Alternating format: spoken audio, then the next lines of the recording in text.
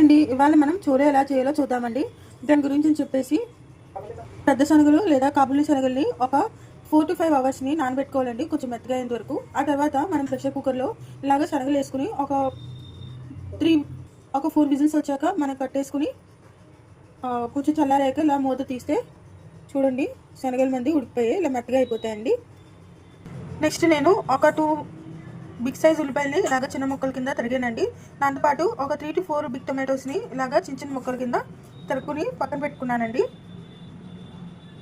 అలాగే ఒక 7 to 8 green మిర్చి, మీడియం సైజ్ గార్లిక్, అలాగే ఒక మీడియం సైజ్ గార్లిక్ పై ఒకటి తీసుకుని ఇలాగా నేను పేస్ట్ చేసుకుని ముందుగా అట్టే పెట్టుకున్నానండి.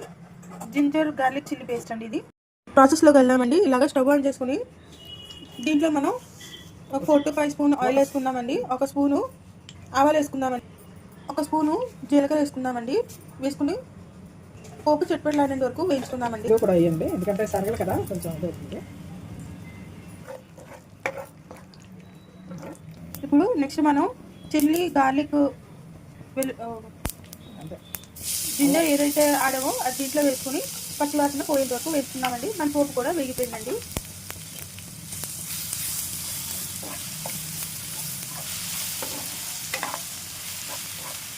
నెక్స్ట్ ఉల్లిపాయలు, టమాటోలు ఏదైతే సన్నగా తరుక్కున్నామో అది కూడా దీంట్లో వేసేసుకుని కొంచెంసేపు వేయించుకుందామండి.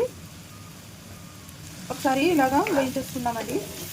ఈ ఉల్లిపాయలు, టమాటోలు బాగా మెత్తగా మగ్గాలండి.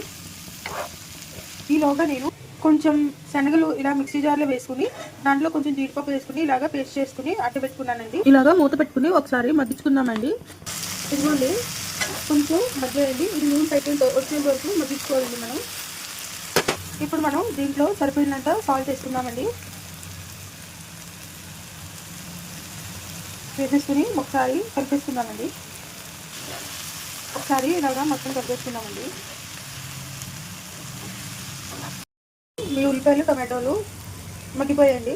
ఇప్పుడు నెక్స్ట్ మనం ఈ శనగలు ఉన్నాయి కదండి, ఈ శనగలు దీంట్లో వేసుకుందామండి. నీళ్ళు కూడా పోసేసుకోండి, ఎందుకంటే దీంట్లో పోషకాహారాలు ఉంటాయి కాబట్టి నీళ్ళతో పాటు శనగలు వేసుకుందామండి. అలాగే ఈ క్యాషనట్ శనగల పేస్ట్ ఏదైతే ఆడుకున్నామో అది కూడా దీంట్లో వేసేసుకుని మొత్తం ఒకసారి కలిపేసుకుందామండి. ఇదిగోండి ఒకసారి మొత్తం కూరంతా కలిపేసుకుందామండి.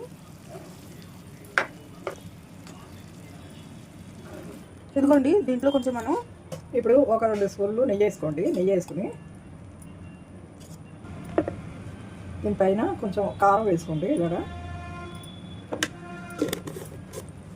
తర్వాత చోలే మసాలా అండి,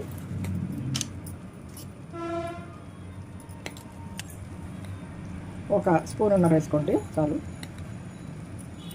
ఇవ్వండి ఇవి కొంచెం ఇలా కలిపేసుకోండి, ఎందుకంటే కొంచెం ఎర్రగా ఉంటుందండి. కారం అది వేసుకున్నాం కదా ఇప్పుడు మనం, అందుకని కొంచెం ఎర్రగా ఉండడం గురించి నెయ్యి వేసానండి. ఇది ఒక టిప్ అనమాట అండి, అలాగా బాగుంటుందండి. అలా కలుపుకుంటే ఇదిగోండి కూర అయిపోయింది. ఇంకా పైన మనం కొత్తిమీరతో గార్నిష్ చేసుకుంటే ఇంకా మీ కూర చోలే రెడీ అయిపోతుందండి. ఇదిగోండి పైనుంచి కొత్తిమీర తెల్లేసుకుందామండి. కొత్తిమీరతో గార్నిష్ చేసుకుంటే మీ చోలే రెడీ అయిపోయిందండి.